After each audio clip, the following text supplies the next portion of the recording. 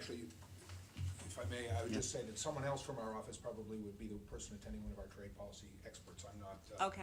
I'm not expert. I'm an interested observer, I think, and interested in sharing information with our DCs. You just missed room 208, Cross. Admit it. That's it. Senator Rector was the chair when I was a freshman of this committee. Okay, so we'll move on and receive an update from Sharon Treat on the recent activities of the USTR.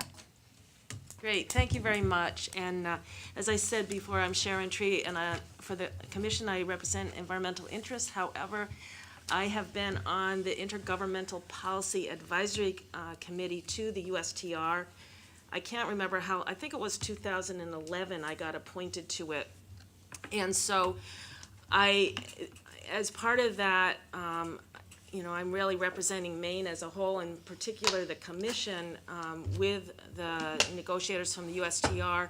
I do get updates from them. I have had the opportunity to look at some text, but not of the agreements as they've been finally negotiated, just text that the USTR is considering offering.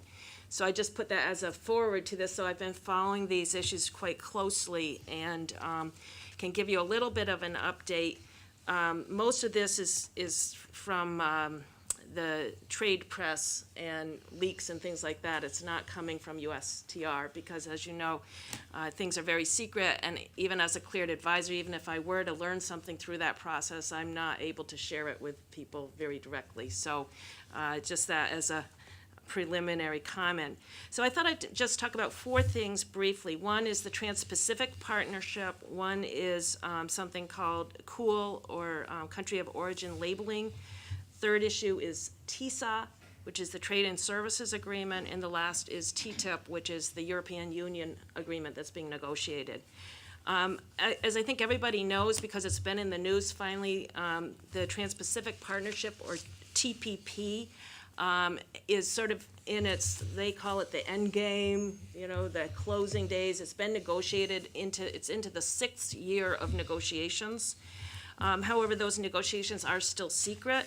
As a cleared advisor, I was able to go to the FBI office in Augusta and read a, quote, detailed summary of what has been agreed to so far. And I can't tell you exactly what was in it, but I think, to be honest, it wasn't very helpful, even though it was 100 pages long. I spent 4 hours reading it, but I went in with several questions, and I wanted to see if those questions would be answered. This commission has identified a number of issues over the last several years that are of concern to the state of Maine and to the commission.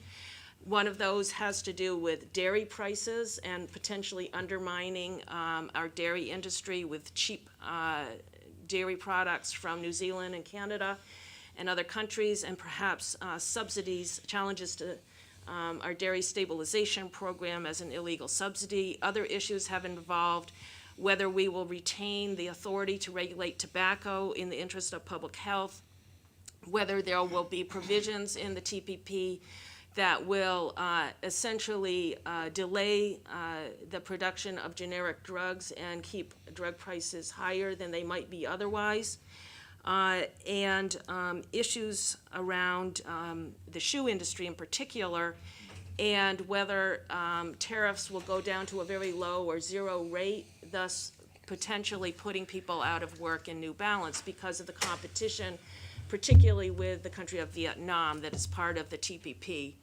And what I can tell you is, based on this detailed summary of 100 plus pages, I can't give you the answer to any of those questions. And it's not that I'm not telling you what I saw, I just didn't see anything that actually answered those questions. None of the annexes or the tariff schedules that have been agreed to, if they have been agreed to, were included in the summary. There was very little information about the intellectual property and the drug pricing provisions. I believe that they are still very much up in the air, so that may be why it wasn't there. But I think that other things that have been decided also weren't included, and it's very difficult when you read something that lacks all the definitions and all of the exclusions, which are the things that the government says we're not going to be making any decisions around these things. They're going to stay as they are. They're not going to be affected by the trade agreement. None of that information was in this summary, so it wasn't very helpful. And I think that the other members of ICPAC are in agreement with me on that point, that, we just felt it was 4 hours of our time that didn't really produce much. But those are all issues that, I continue to raise every time that we are on the phone with USTR. And we have been on the phone pretty frequently, most recently with a discussion about the ISDS process, the Investor State Dispute Settlement process, which is the private arbitration provisions that are intended to be part of the TPP. And just interrupt me if you have questions on any of this. I was going to go through this pretty quickly. I know we have short time frame. The next issue I thought I'd talk about is COOL, which is country of origin labeling. The federal government, and I think it was way back in 2002 or something, passed a law that requires labeling of beef and I think pork to show whether or not only where was it grown, but also where was it butchered and processed, so that people could find out whether or not the beef and pork they were eating was from the U.S. or whether it was from another country. And those rules were challenged by Mexico and Canada as being discriminatory because, in their view, either they didn't want to comply with the details of it, or people wouldn't buy their beef. I'm not, but anyway, they claimed it was discriminatory. And there's been a number of decisions, but the final decision has come down from the World Trade Organization that those rules are discriminatory, and either the U.S. has to get rid of them, or we will face some kind of trade penalty of some kind, which could be like increased tariffs on something we're trying to sell somewhere else. It's unclear what that would be. In response, and this is an interesting thing because just recently the president announced with respect to the TPP that no federal or no U.S. laws would be changed because of a trade agreement. But in fact, the Agriculture Committee has just, in the U.S. Congress, has just, repealed the country of origin labeling provisions. They've made that recommendation to the rest of the House. I believe it was the House Committee. So that is something that could indeed happen. And I think this is very important for Maine because, we have a lot of, and this is an issue that we've talked about in previous, trade commission meetings, but whether it's seafood labeling or whether it's, labeling of Highland beef from Aroostook County, there's an interest in the state of Maine in having that kind of labeling to, it's a benefit to our marketing efforts, frankly, that people know that the beef is actually from Maine and not butchered or grown somewhere else. Yeah. So, I guess in my mind, I'm wondering, I can understand that they're saying you can't mandate that it be labeled, but if it's part of a product's marketing to say, Maine lobster or Texas beef or whatever, is that also prohibited?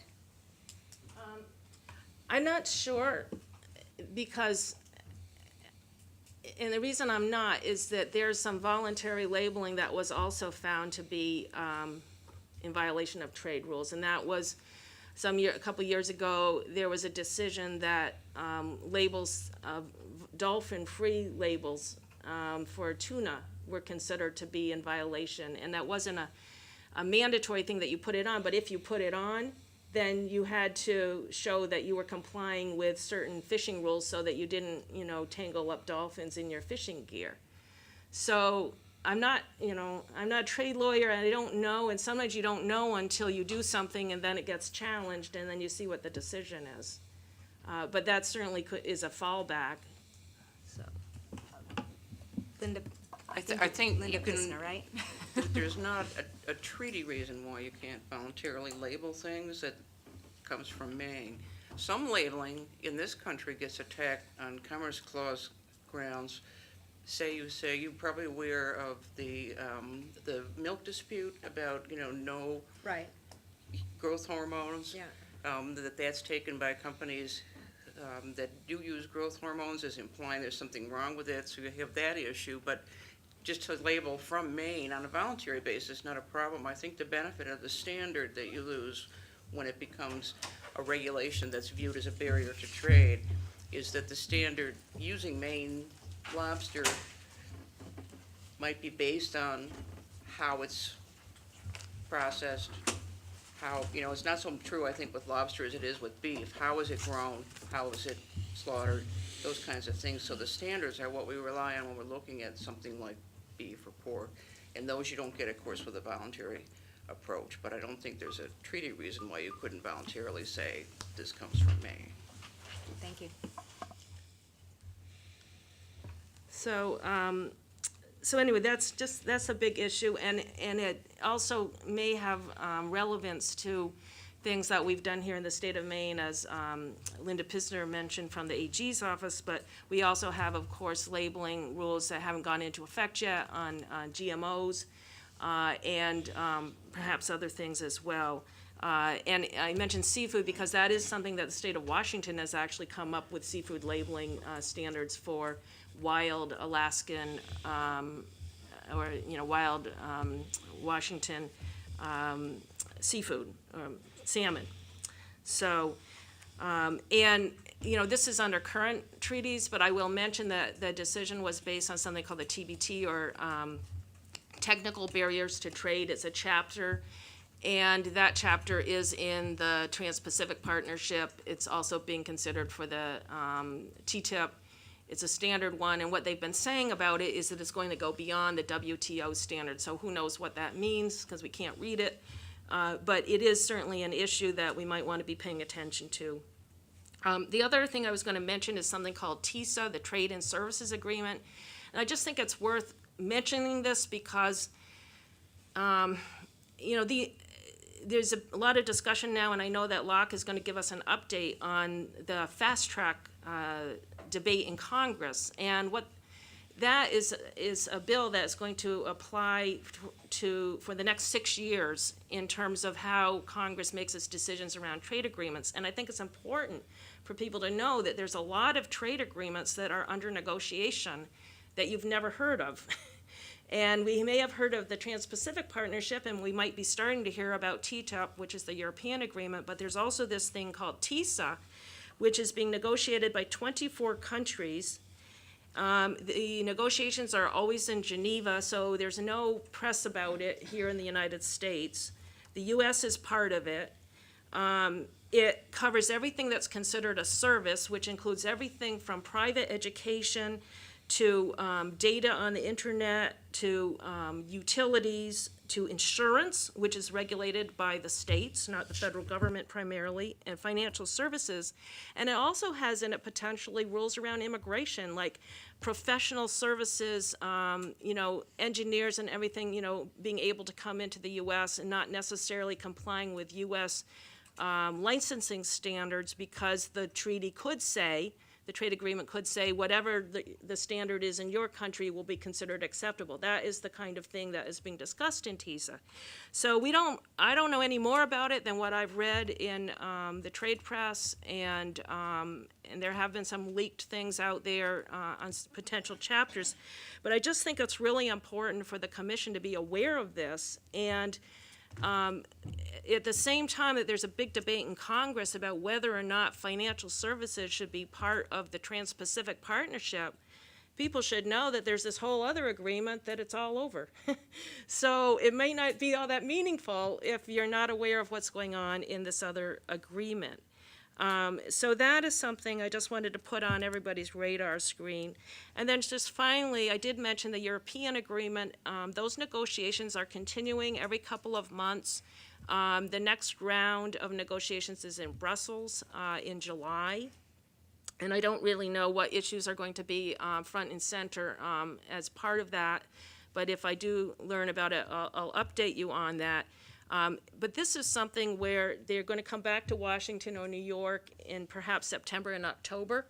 And in the past, some members of the commission have gone, usually it's been me, but not only, to actually make a presentation on behalf of the commission about issues that we care about. And again, just to put on the commission's radar screen, you might want to think about, if there still is some funding for travel for this, having someone show up at that October or September meeting, whenever it's scheduled, to make a presentation. It's often possible to just fly down and fly back in one day from Portland, and make a presentation about some of the issues that the CTPC cares about. So I just wanted to put that out there. They're very bad about telling you when the meetings are, and sometimes they switch the location at the last minute, which they did in the last one, which makes it hard to get cheap tickets.